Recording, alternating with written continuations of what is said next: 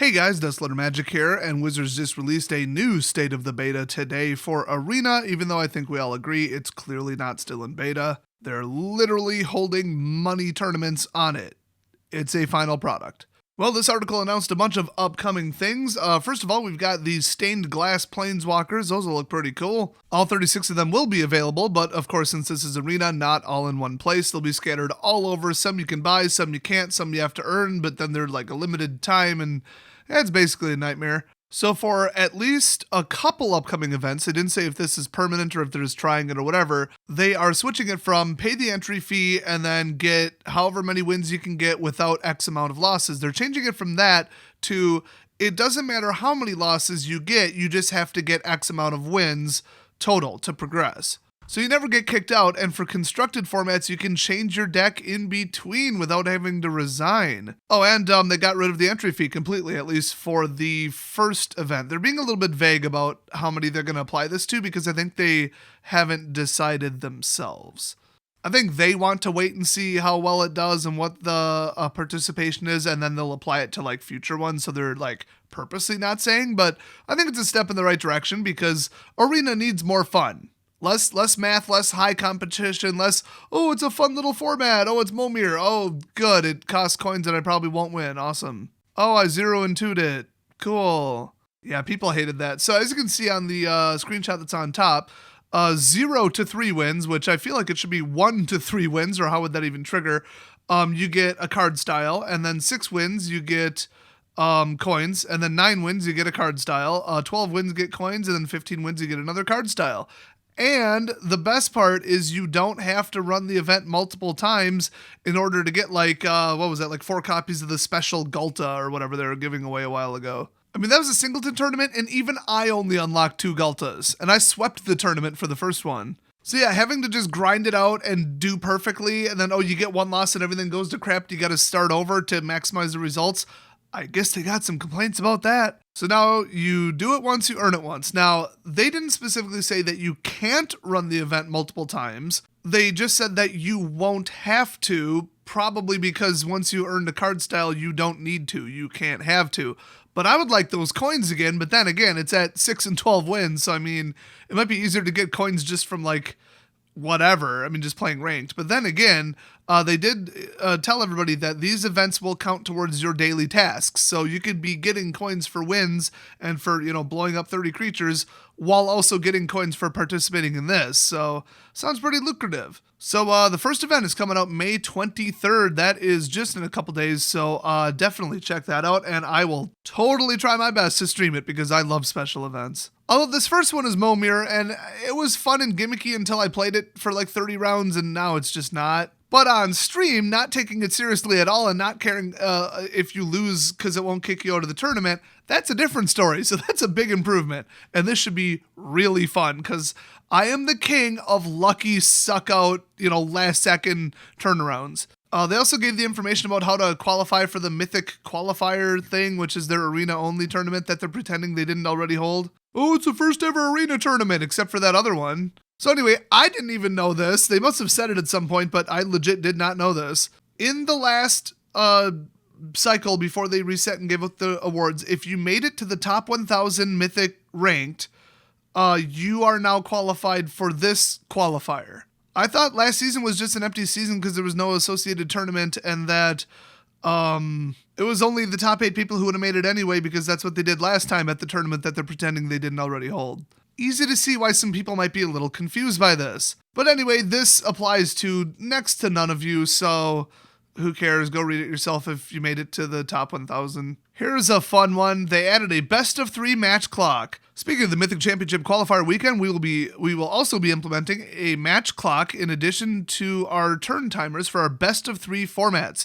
Each player will have 30 minutes on their respective match clock that will count down whenever that player has priority for a total of 60 minutes per match between the 2 players, excluding sideboarding, which does not use the match clock.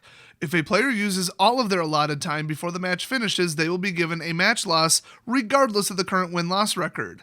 Nice. So you'll basically get disqualified for time stalling. It doesn't matter if you have 1 win already. That's fantastic.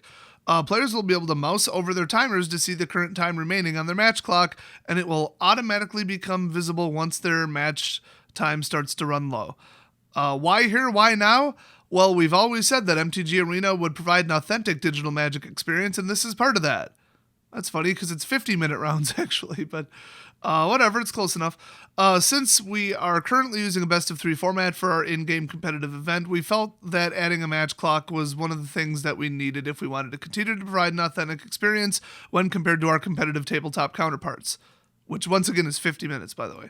And while a match clock was added specifically for the Mythic Championship Qualifier weekend, it will also be used in all other best-of-3 events on MTG Arena. Now, when they say events, do they mean events or do they mean just random ranked play? Because it should be part of ranked play, and come to think of it, why the hell, Wizards, do you think that we don't need this in best of 1? It should be 15 minutes per player so that the game can never go above about 20, I'd say, probably realistically. And you should apply it to best of 1 because that's what everybody plays, and I've had people stall the game out way too long in that too. Anything that involves blue and graveyard recycling, you need to put an end to that by putting a timer on the game. And while we're talking about timers, they need to make what everybody's been asking for, which is faster, shorter, individual action times in higher rankings. If you are in Platinum or Diamond, you should not be taking 45 seconds to make a decision. That's ridiculous. I mean, in Bronze and Silver, it probably still is just somebody playing distracted or time stalling like an asshole, but it might be somebody trying to figure out how a new deck works or they're new to the game. So okay, whatever. But there's no reason to give people multiple sets of 45 seconds in one turn in Platinum. That's ridiculous.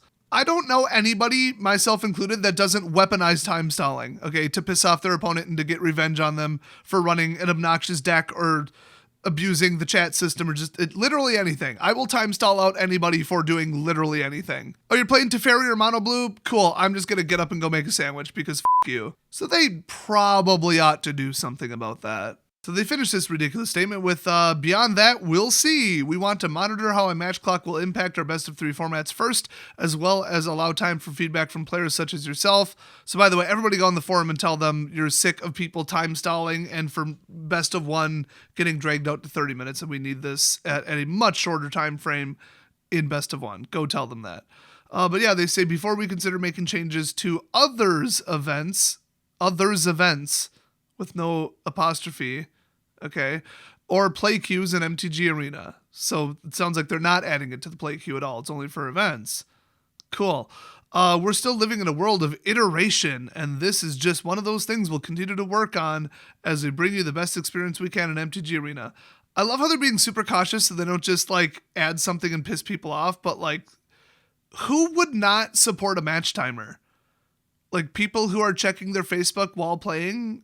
I don't get it. By the way, here's why this entire thing is idiotic. It's a 30-minute per player clock, right? Theoretically, you could take 53 turns in a game. If your library is 60 cards, you start with 7, you don't mulligan, and then you go first. You could take 53 turns.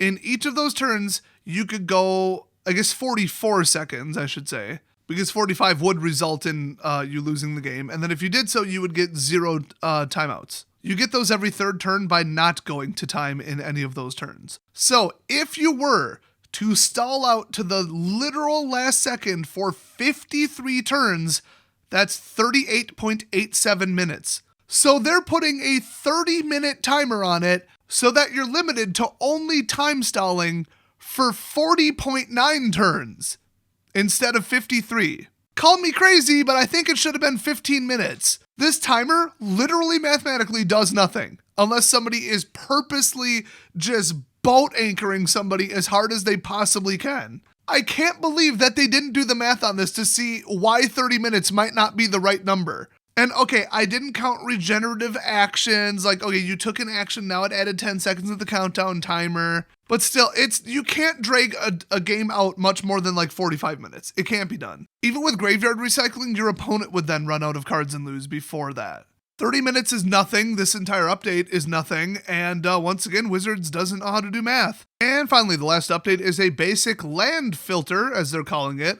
That's not what it is. It's not a filter. What they actually mean is that they're going to let you put in whatever artwork you want. Well, I guess I can summarize the video that I'm not making now by telling you to still do this. Hey, remember that time when somebody tracked 1 million matches and found out that land draws are rigged? Further testing strongly indicated that whether it was purposeful or accidental, the system couldn't track when you use different numbered lands. So what a bunch of pro players, streamers, and other cheating douchebags were doing in Arena to cheat, to purposely get an advantage over somebody else that is unfair in the game, they would take a deck file, export it to Notepad, count the number of lands, and then look up what the land numbers were in different sets, add one of every artwork that exists basically, and then re-import the deck. So instead of, oh, you have 18 islands and they're all numbered, 251, the people would manually change the set prefix and the number so that it would be changed to a different physical card, even though it's still like an island.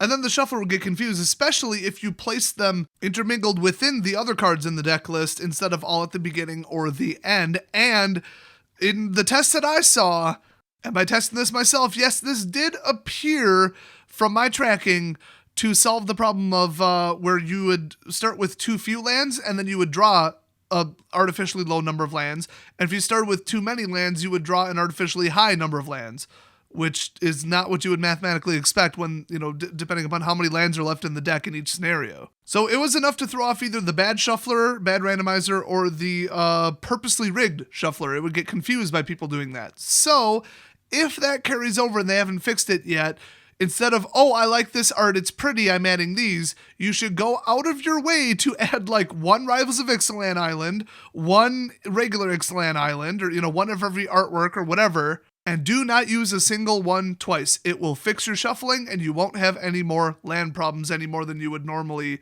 have by random chance. You're welcome. And if you're like, but Des, you're telling people how to cheat, I'm telling you how to out-cheat the cheating system and how to cheat as well as the pros. And Wizards is well aware of this problem and should fix it. So there's 3 reasons. So anyway, that's it for the upcoming updates. They did not really say when it's coming out. They just said that it'll be version 0.15.00.00, which I thought they already used that version number, but okay. But in like 6 or 7 days, one of the new events starts. So it's probably going to be before that they release the giant update. So I guess look forward to an actually fun thing to do on Arena, because ranked, standard, highly competitive, no, I wouldn't really describe it that way. And go tell Wizards to add a 15-minute match timer to best of 1. Thanks for watching, and I'll see you guys next video.